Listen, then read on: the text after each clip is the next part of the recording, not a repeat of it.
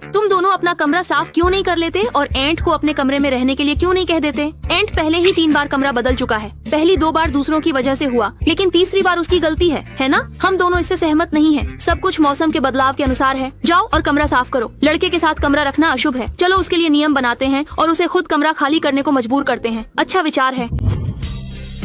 सभी को नमस्कार। चींटियों ने उस मायावी पागल के बारे में पहले ही सुन लिया था, इसलिए हमने कुछ नियम बनाए। छात्रावास की सफाई रोज होनी चाहिए। हम रोगाणुओं से डरते हैं। हर दोपहर 4 बजे छात्रावास में पढ़ाई का समय होता है। हमें बिस्तर पर रहने की अनुमति नहीं, सुबह दौड़ना पड़ता है और रात 10 बजे बिस्तर पर जाना होता है।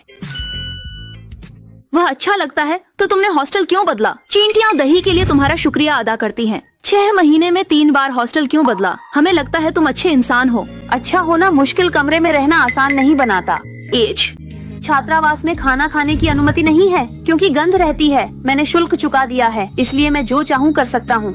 ये 9 यूनिट का किराए का मकान है और जियांगुओं का कचरा डिब्बा आपके बगल में है, इसलिए आप इसे झाड़ू से साफ कर सकते हैं। मैं नहीं चाहती थी कि तुम जाओ। मुझे तुम्हारी बहुत याद आ रही थी। मेरे पहले छात्रावास के लोग लापरवाह और आलसी थे, जिससे मैं भी गंदी हो गई। मैं छात्रावास बदलना चाहती थी। इस माहौल में हालात और बदतर हो रहे थे। मैं दूसरे छात्रावास में गई और पता चला वहाँ समय का अंतर है। अधिकांश लगभग 11 बज रहे हैं। 11 बजे कौन सो रहा होगा? लुओसिफेन एक अनोखा और स्वादिष्ट चावल के नूडल्स का व्यंजन है। मेरे दूसरे छात्रावास का कमरा मेरी पढ़ाई के लिए ठीक नहीं था, इसलिए मैंने फिर छात्रावास बदलने का फैसला किया।